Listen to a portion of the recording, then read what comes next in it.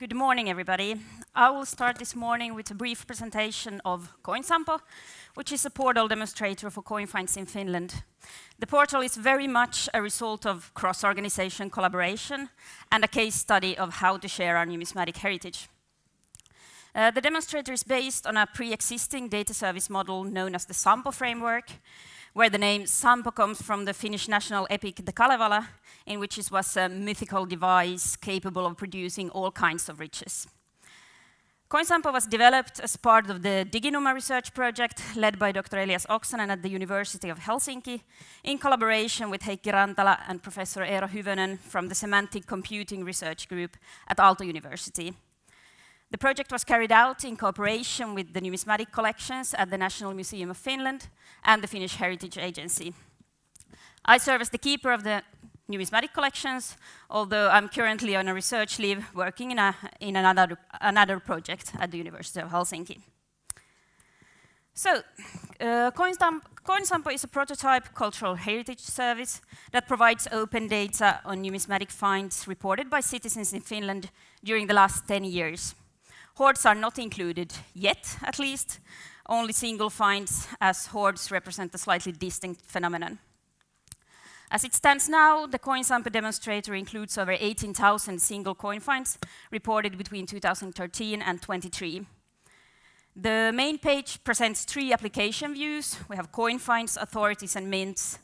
And basically, they all have the same content, information on coin finds, but from slightly different angles. And below, there are links to other important resources as guides and instructions for hobbyist archaeologists, and a link to the service for reporting archaeological finds to the Finnish Heritage Agency. CoinSampo is based on a database I created primarily for keeping track of finds, initially in a very crude form, and later developed into a systematic file. According to the Finnish Antiquities Act, all finds older than 100 years must be reported, but normally only finds older than 1560 are taken into the collection. The database, however, documents information on all reported coins. The information includes, for example, find location, denomination, dating, and acquisition number, which is normally added later. Except for the finder's name, all this information is transferred to CoinSampo. There may be a delay, for example, when a precise identification can only be made after the coin has reached the museum, and exact coordinates are provided only once the find spot has been added to the Finnish Register of Archaeological Sites for safety reasons. During the data service development stage, we encountered many issues with the data, mostly related to the poor condition of coins, which prevented exact identification. Finds from the plow layers of the fields are often fragmentary and heavily worn, as you can see in the pictures over there. They are not shiny, beautiful objects, but historically still very important. The quality of information provided by the finders also varies, especially for finds made before 2019. In that year, the Finnish Heritage Agency introduced an online reporting service, and since then we have had systematic find information. But prior to that, reports were submitted in various ways. In addition, human error has occurred when transferring information between different systems. I take full responsibility for this because mistakes can easily happen when typing coordinates or foreign names and you have like 3 different systems to fill in. And a major shortcoming is the lack of photographs. While finders always upload pictures to the reporting service and are generally willing to share them, there is no direct link to incorporate these images, and legal issues further complicate this. I won't go into the technical details here, as it's not my area of expertise, but there are always challenges, such as unifying anthologies and making large datasets accessible. Through feedback gained from different users' experiences, we have strived to make the service as user-friendly as possible. Solutions to the mentioned challenges have been addressed through faceted classification, enabling a semantic search that accommodates varying levels of information quality. Users can search for objects at a very general level, such as Viking Age coins, or narrow the search to more detailed criteria, which may exclude coins lacking sufficient definition. As seen in the chart over there, showing the most common mints of reported Viking Age coins, the accuracy varies, Some coins are linked to broader geographic regions, while others are associated with specific mints. And I'm afraid there are still some ontology issues to correct. Saxony should definitely be Lower Saxony, and the round city of Baghdad, for example, refers to Madinat as-Salam, but due to linking with existing datasets, the name has sometimes changed unintentionally. But we're still working with this. Nearly half of the coins still lack detailed information about their origin and have only been classified by country. All the data from the original database has been linked to relevant ontologies, allowing for further refinement in the future. And for example, the entire dataset now is at a basic level compliant with the nomisma.org ontology. And vice versa, CoinSampo could in theory be used to visualize any kind of dataset that follows a structured ontology. We acknowledge that error exists in the datasets, but in our opinion, they should not prevent the publication of a database and open access to the material, which is otherwise completely unknown and hidden. In fact, it's important to note that one of the uses that curators can have of the service is to identify errors. I have myself used it for finding errors in the original database, and most of the feedback we received from users has been related to correcting mistakes, or providing more detailed information, such as find locations and coordinates. So essentially, our data service enables the systematic crowdsourcing of data quality enhancement. As mentioned, photographs of the finds are lacking, and in their place, CoinSampo shows pictures generated from the national Finna portal for museum collections in Finland. They are not always very accurate. I don't like them that much. But instead of creating a photo catalog of the finds and specific objects, we decided to focus here on analysis and visualization options, allowing for exploration of larger patterns within the data and the history of coin use. So this is not a coin catalog, I will stress that. The coin ID and acquisition numbers are, of course, provided, so researchers interested in specific coins can inquire for more information and photographs from the museum. All the data can also be downloaded in CSV format for further analysis offline. So in short, we provide tools for knowledge discovery and exploration for larger public, and for an in-depth numismatic study, researchers can then access the data itself. In the end, a brief presentation of the tools provided for knowledge production. We have maps and heat maps, which allow users to explore locations where coins were found. Base maps are provided, and archaeological sites can be added as a layer. The heat map generates a kernel density estimation surface that illustrates the distribution of finds. Here, for example, a map showing Russian wire coins. With the pie or bar charts, users can visualize statistical service of selected materials by, for example, period, municipality, or denomination. The heuristic charts illustrate temporal distribution and is particularly suitable for fuzzy data, as it's based on probabilistic calculations. And mints can be surveyed also through heat maps and by visualizing migration, showing the movement of coins from their minting locations to their discovery sites. And then finally, we have animations which are created to depict where in Finland coin finds has been reported, and more interestingly maybe when coins arrived in Finland from the late Iron Age onwards, according to their earliest estimated year of minting. Here are some pictures of the visualization, again using Russian wire coins as examples. From the left we have a migration map, a map showing the finds as green dots combined with archaeological sites and their recommended 200-meter protected zone, a heat map of the origin, an heuristic chart of the chronological distribution using 10 years intervals, and finally a pie chart sorted by authority. These are just a few examples, and of course, users determine what they find most interesting. According to given feedback, people generally find the maps most engaging, while hobbyist archaeologists or local historians are particularly interested in their own activity areas, of course. When testing this with members from the Numismatic Society of Finland, the highest interest was in finds of gold coins, which are really rare in Finland. We don't have a gold room, we don't have that rich monetary history. But regardless of how the user decides to use the information and tools provided in CoinSampo, we hope that this service will encourage and inspire people to take part in researching our shared numismatic cultural heritage through these coin finds. To learn more and to test the application, please visit the Coin Sample service. It's optimized for PC, not for mobile at the moment. But there is also then a feedback form that we hope all users will actively use. Thank you very much. I will give a survey of cross-organization collaboration, both on a formal and an informal way in the Nordic countries, between the Nordic countries and within the Nordic countries. It'll be a short survey, of course, in 10 minutes.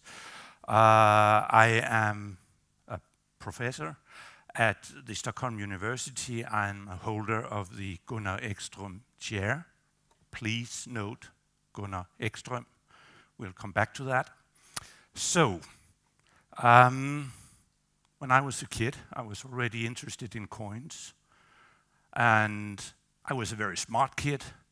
I had understood already by then that museums are not just exhibitions, that there are things in the storerooms behind the scene. So I boldly went to the local museum of my hometown, a small town in Jutland of 10,000 inhabitants. And naively, I asked for the coin expert of the museum. And of course, there was no coin expert. There was just one curator for this museum. And that was when I understood the harsh reality of museum staffing. So I will start with that point. Most Nordic museums have a coin collection. It may be small, it may be large. Many banks and universities as well. But only very few have specialist staff in charge of them. So, and sometimes these specialists are even part-time or have other obligations in the museum. That's the starting point. Here's the list of the museums with specialized numismatic staff in charge of the collection. As you see in Norway, there are 3 museums, Oslo, Stavanger, Trondheim, all university museums. In Denmark, there's only one, the National Museum of Copenhagen. In Sweden, there are 3. This one, where we are right now, the State Historical Museums, the Ekonomiska Museet, which is part of this organization, and then the universities of Uppsala and Lund has collections with specialized staff. And in Helsinki, the person is of course Frida that you just heard. And now, while Frida is away, there's another colleague taking care of that. And of course, there are people interested in coins, working on coins, but that do not have that as their main obligation. For example, there are good colleagues in Ribe and Randers in Denmark, and I could also have mentioned Turku in Finland, where there are people interested in coins but do not have it as their main obligation. So often the nearest specialist colleague to discuss with will be in Hamburg or Helsingfors or even in Tallinn, and that is why it has been felt a need between colleagues in Scandinavia to collaborate and to know each other. As you might know, in Scandinavia, we, with a little bit of goodwill, we understand each other's languages, so we can speak in our own languages. That is really an advantage, and that has been taken as a starting point for organizing Nordic numismatic symposiums for scholars working on coins in Scandinavia. And here you have the list. As you see, it's not regular. It's very dependent on some persons volunteering for organizing it. As you see, apparently Norway feel a little bit isolated and felt the need to do it often. Sorry, Håkan. But Norway always, also, I would say, that took advantage of it because the colleague in Oslo, Svein Gullbæk, organized a great inter-Scandinavian research project on coins and religion, money and religion. You see some of the books here. Several persons in this room collaborated to it. And I think that was partly due, the reason why this could be done was partly because we knew each other on beforehand. We had already worked together and knew each other, so that was making the collaboration more easy. So, tasks and responsibilities of museums.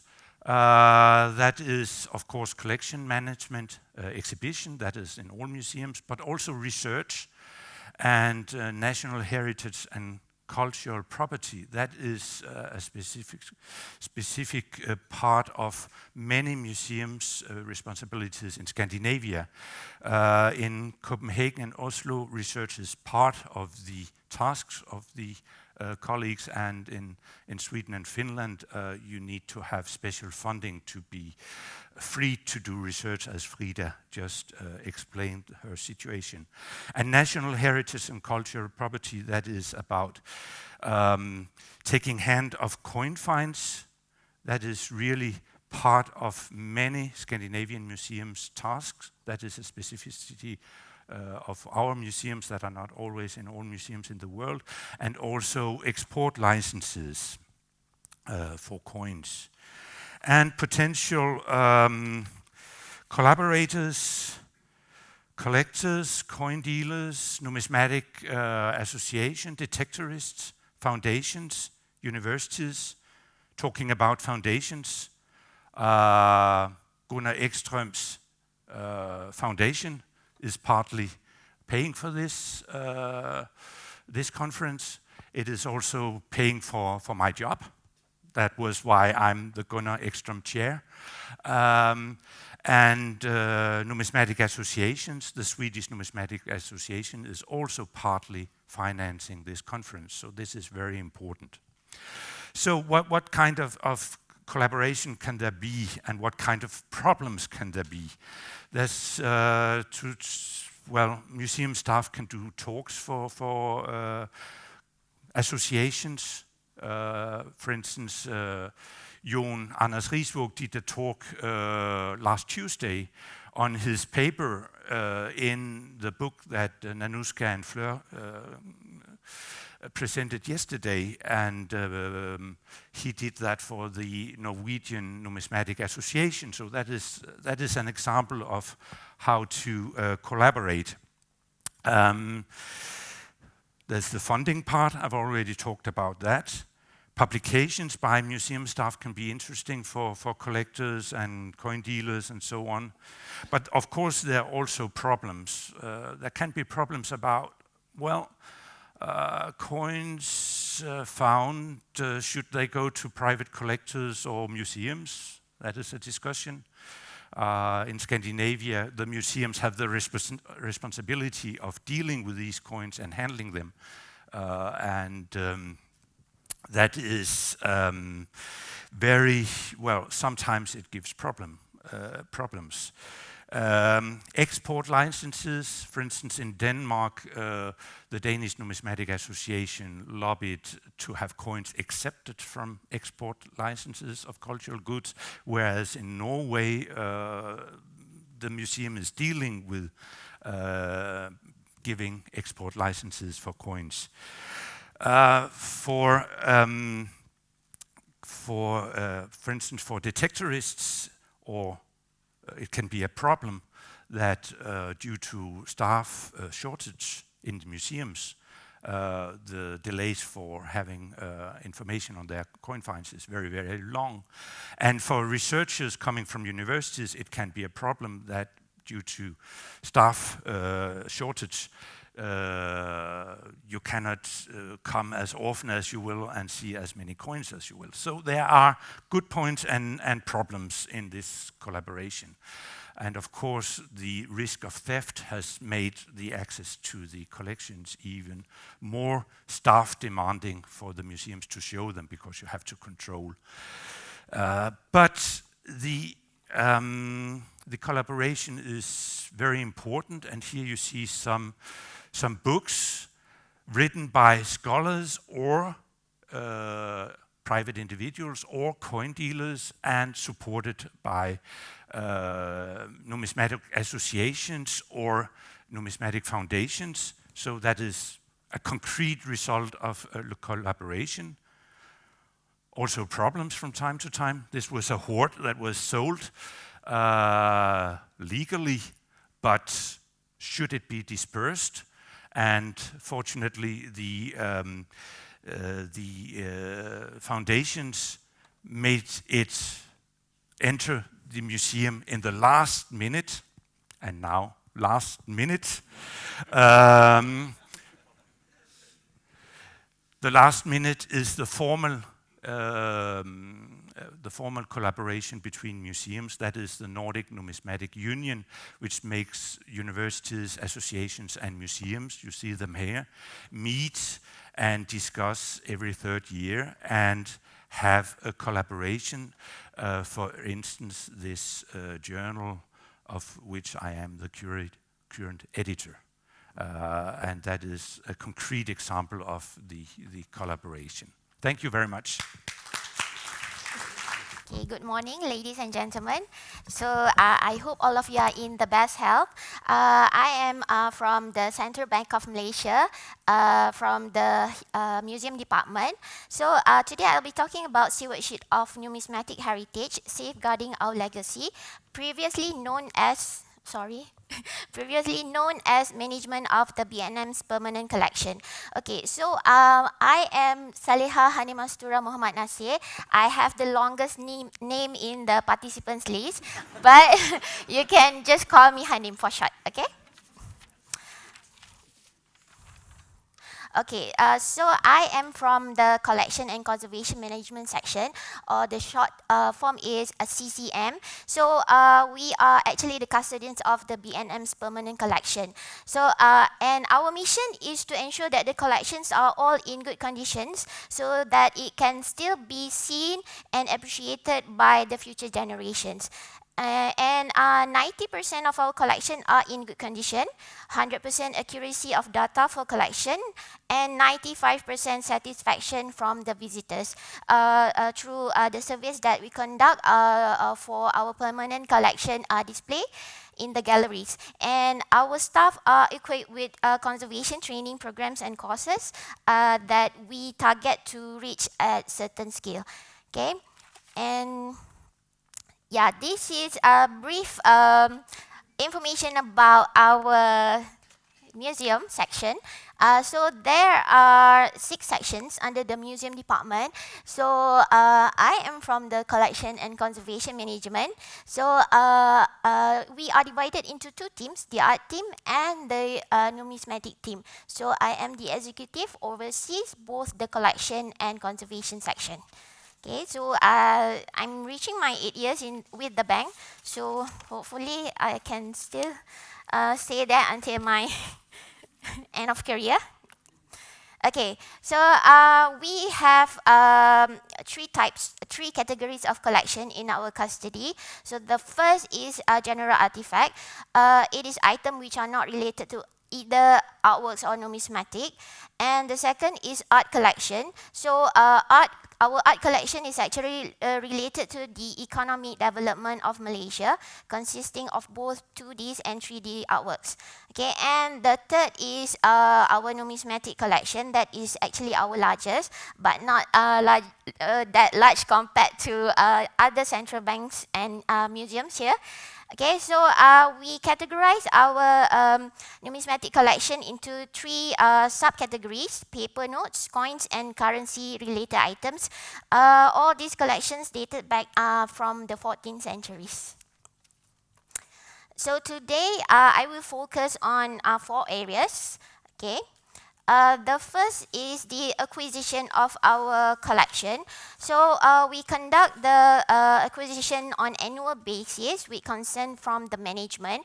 So we acquire our collection through purchase, where we through purchase, transfer meaning that we receive items from internal departments, and through donation, that is directly from institutions or the public.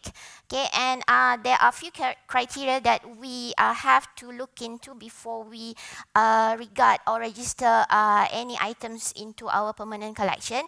But most important thing that it must have the economic development which related to Malaysia.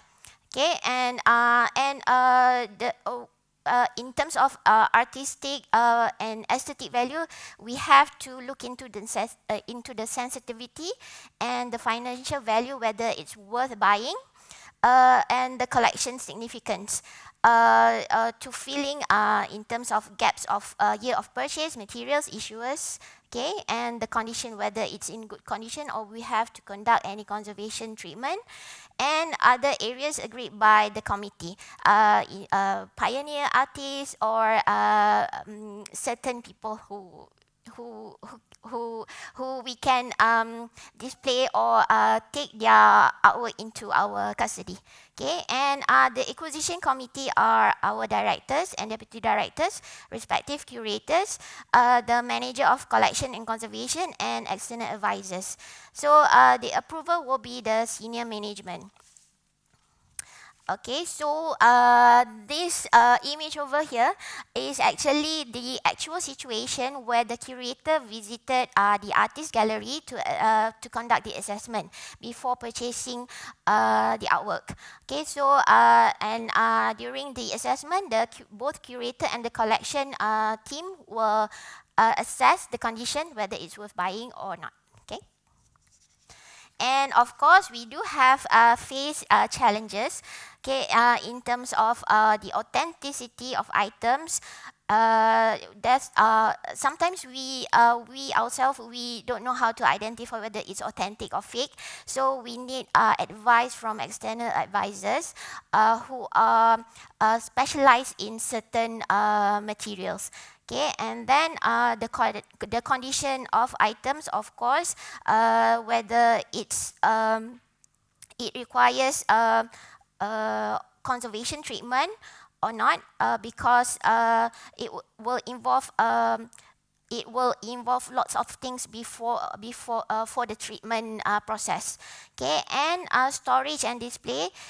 So we are facing storage issues currently for the art collection because of the size. But as for the numismatic, there are still lots of spaces. So hopefully it can still accommodate our collection for the next 20 years. Okay, but currently we are conducting rearrangement of our repositories so that more acquisitions can be conducted. Okay. And the next is the documentation system and movement security. So we have a system known as the collection management system, or CMS. That is actually a system that we use to manage our inventory management for our collection. Okay, so actually we manage only the database, but the system is supported by the IT department. So if any issues related to the system, we will reach out to the IT department to solve the issues. Okay.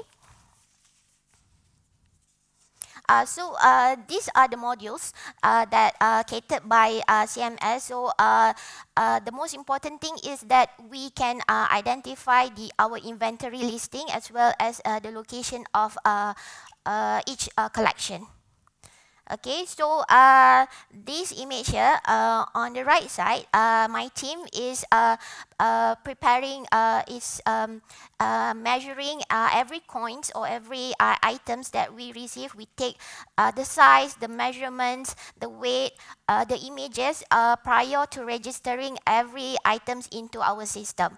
And over here, we have my team need to cross-check with any relevant source to include in the registration data. Okay, I'll go very quickly. Okay, so Okay, next is the stock taking exercise. So we have our stock taking exercise, also known as audit, to check the availability and the condition of our collection. So we have three types of audit. The first is the inventory audit. So it's conducted biennially on all collections, and we conduct it ourselves. Okay, and the comprehensive audit is conducted once in every 3 years.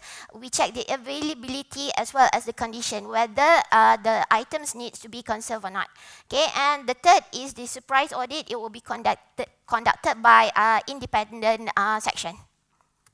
Okay, so this my team. Okay, and okay, conservation works. So our team, we classify the condition of our item into 3 parts: good, fair, and poor. But this is based on the observation of the totality of our collection. Okay, so we conduct the conservation works based on plan, whether on exhibition or events, and schedule is conducted on annual basis. And conducted upon checking of the comprehensive audit of our numismatic collection and ad hoc conservation treatment for any ad hoc requests. So this is our collection. This is under numismatic collection. It is a currency-related item. This is why we treat this as our numismatic collection, because it was used as dowry in the past. Okay, so only wealthy people have this at their homes. Okay, so I think that's about it. Thank you. In the wake of the conflicts in the Middle East since the 1990s, research has shown that after the initial destructions, looting and smuggling of movable cultural artifacts is among the biggest threats to our country's cultural heritage and thus the identity of its people. And also, as we all know here, coins are particularly vulnerable to looting and illicit trafficking. Transnational organizations as the UN, the WCO, Europol, ICOMON, Blue Shield, can mention many, have identified looting and illicit trade in cultural heritage as a major global crime challenge. Inadequate international and national policy and governance and lack of knowledge within law enforcement agencies are part of the problem. More research and cross-sectoral and cross-organization collaboration is needed to mend this situation. Illicit cultural heritage artifacts are increasingly being trafficked and traded through international criminal networks. In 2021, over 500,000 artifacts were seized from police operations, as recorded by Interpol, a tip of the iceberg. The widespread looting of cultural artifacts as coins represent only one part of a larger cycle of consumption driven by the international art and antiquities market. The commodification of cultural heritage generates a strong demand in consumer countries. High profit and low risk mean illicit trade in cultural heritage property is considered by Interpol, UNESCO, and others to be one of the most widespread and profitable crime areas internationally. The Museum of Cultural History at the University of Oslo is assigned with formal responsibility for import and export of archaeological artifacts to and from Norway, including coins, of course. Assessment of export applications is one of the museum's responsibilities. Since Norway's ratification of the UNESCO 1970 Convention in 2007, the museum has developed a close collaboration with heritage organizations, ministries, directorates, and law enforcement agencies in cases of suspected illicit trade in cultural heritage. The collaboration has resulted in restitution of more than 1,000 artifacts to several countries in Asia, US, Latin America, Africa, and Europe. And most of the objects are coins. With conflict areas, terrorist financing, cultural heritage crime, and antiquities market closely entangled, we need to better understand the connections between heritage crime, politics, conflict, social conditions, regulations, and actors, and to investigate ways to improve policy and regulatory coherence. Since 2022, a pioneer collaboration between the museum and the national police, Økokrim, has been intensified. Two three-year postdocs are now part of the museum's transdisciplinary cult crime network. One of the postdocs is an intelligence analyst from the National Police Force, and bringing a cooperation with the National Police into a museum research group opens new possibilities for research, education, and heritage management. Organizations as ICOMON, the Blue Shield, the Baltic Region Heritage Committee, and Organization for Security and Cooperation in Europe are integrated part of the research group's network and partners. Well, I will very briefly present recent examples on seizures and outcomes of the collaboration. In 2021, customs stopped 94 Roman coins in a small shipment from Spain coming into Norway. An examination of the coins revealed that they originate from several different finds, probably as a result of illegal metal detector activity in southeastern Europe. In collaboration with the Ministry of Culture and the Norwegian police, the museum's report was sent to the Spanish authorities, who confirmed that the coins had been illegally exported from Spain. The Norwegian buyer refused to return the coins, and after proceedings in 2 courts, the result was that the buyer got the coins back. This was a very unfortunate legal decision on the Norwegian side, we think. The Spanish trader who sent the coins to Norway was prosecuted and sentenced in Spain. In 2022, 3 Bactrian coins were handed over to an auction house in Oslo. They came from the estate of a deceased collector in Western Norway. The auction house suspected that the coins were stolen from the National Museum in Kabul. And this was confirmed by the museum's investigations and later also by our Afghan colleagues.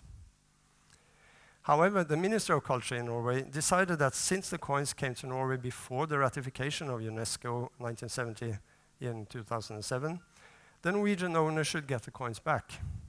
The decision was appealed by the museum, but was upheld by the ministry. And the coins stolen from Kabul can now be traded freely and exported from Norway without export permit. Several legal experts, as Fiona Rogers of Canvas Art Law and a renowned professor of law, Patty Gersenblit, confirmed that the decision is conflicting with international practice. In May 2024, 220 Roman auri of very high quality and rarity were put up for auction in Oslo. The French and Italian authorities have sent formal demands for the return of 2 of the coins.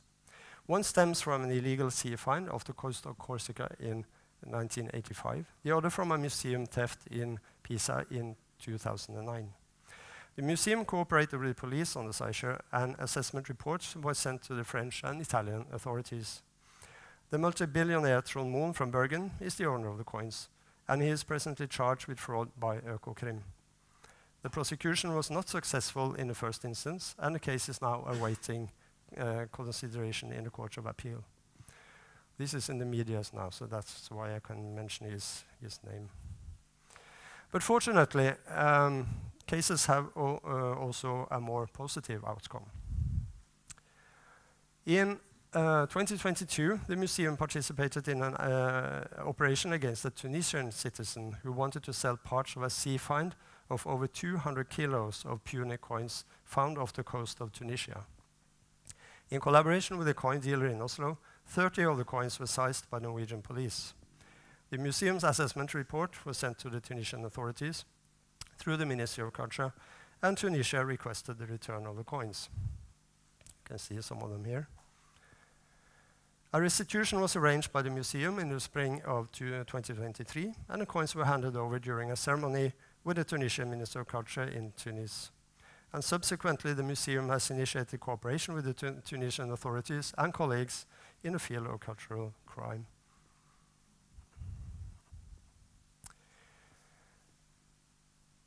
A restitution was arranged at the museum in the spring of the cross-organizational cooperation between the museum, the police and customs, the Ministry of Culture, and foreign representations to Norway resulted in several seizures and restitutions in the period 2017 to 2021.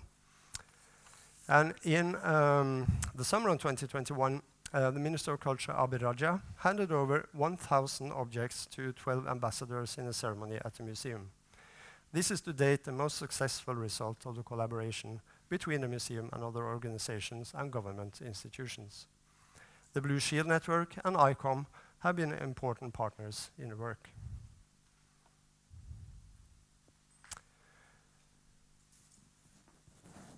The museum's Cult Crime Network demonstrates that closer collaboration between the museum, organizations, authorities, and law enforcement agencies opens for enhanced protection, improved regulation and management, and knowledge building and public awareness, which again ensure better crime prevention and policies, and restitution of illicit numismatic objects. I'm sorry, this is in Norwegian. It's a poster from an information stand we had in a joint event with the Norwegian police at the University of Oslo this spring.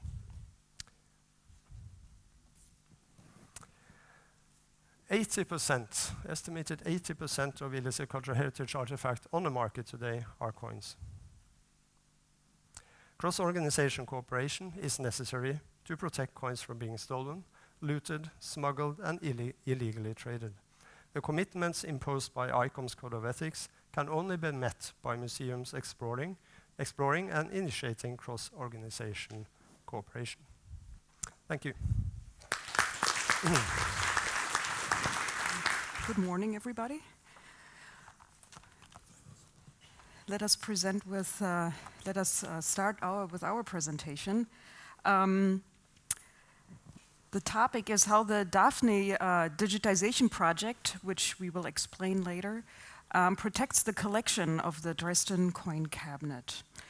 As is well known, and we have already touched this subject yesterday, there are proponents and opponents when it comes to digitizing collections and publishing the information online, specifically in terms of security measures concerning the coins itself, but also the knowledge collected, and amassed about the objects.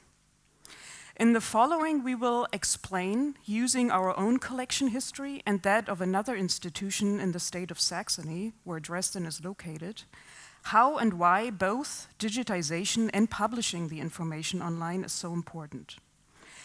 Another part, as I just mentioned, part of the talk will discuss our own digitization efforts, how they came about, and what still lies ahead of us. The following two examples from Saxony history are intended to illustrate two reasons why documentation and digitalization are so important for the protection of material value, but above all for the protection of knowledge.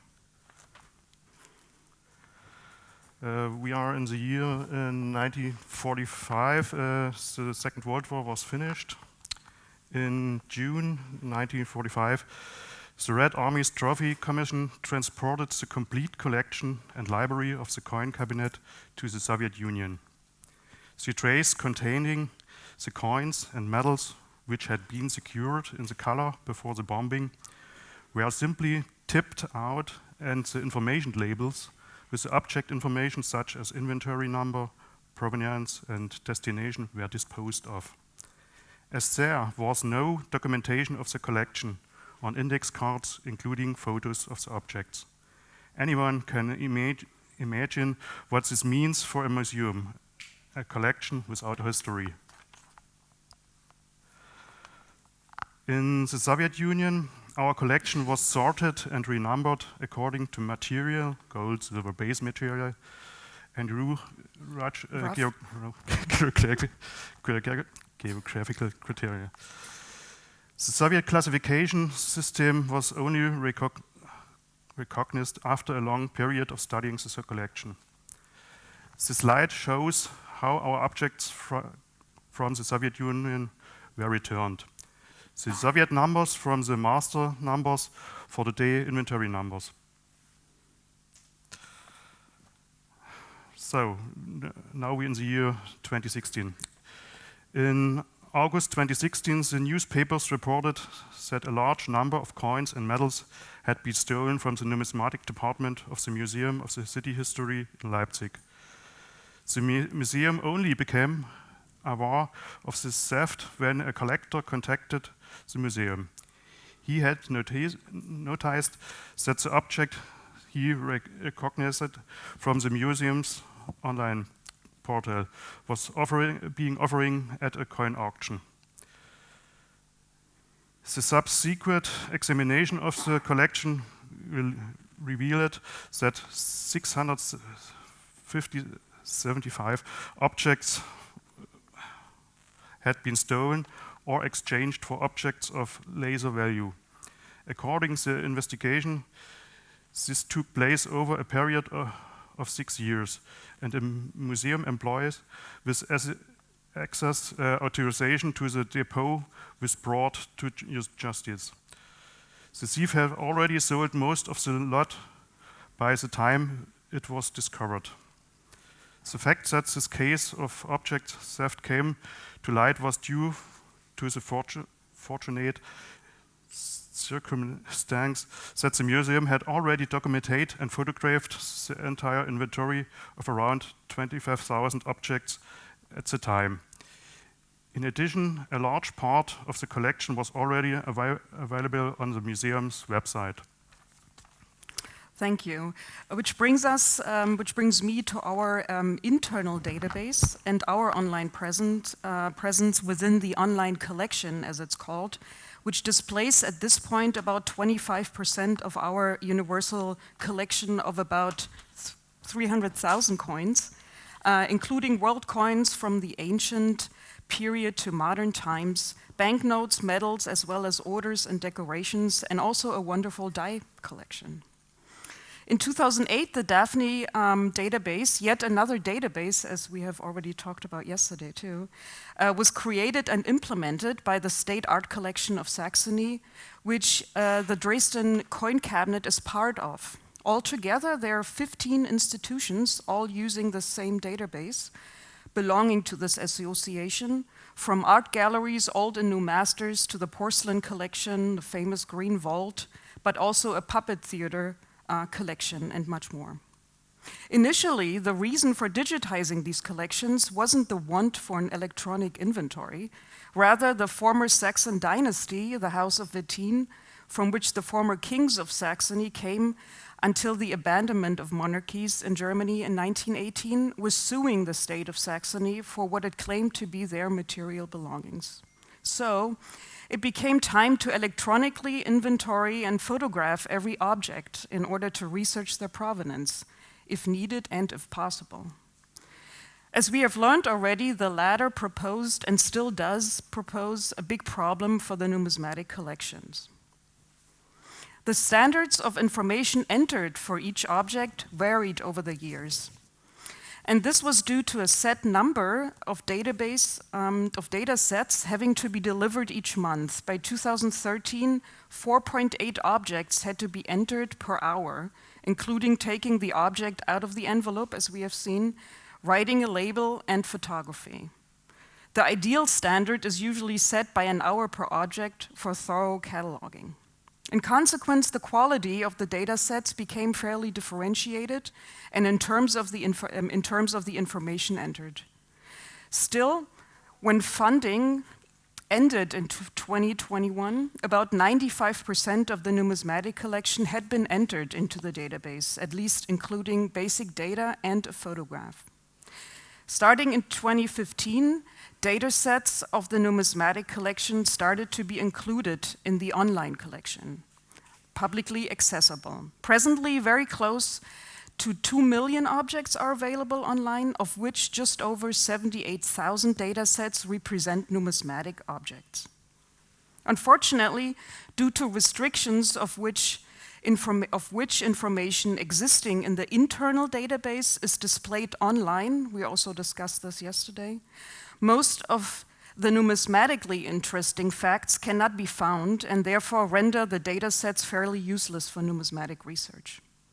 As a first step to change this situation, it is planned by the end of this year to finally widen the information span of our objects available online, of course depending on what the original data sets have to offer. Which brings me to the last part of our presentation, outlooks, perspectives, and future planning.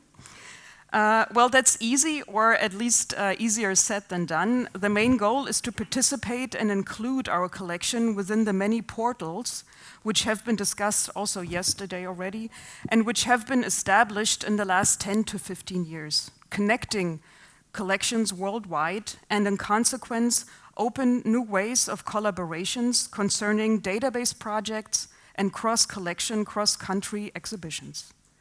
Taking the digitizing groundwork already done in our collection and finding the right path for topic-related projects within the collection, we will move forward step by step and become more visible online and therefore be able to attract collaborations. We're very much looking forward to that. Thank you.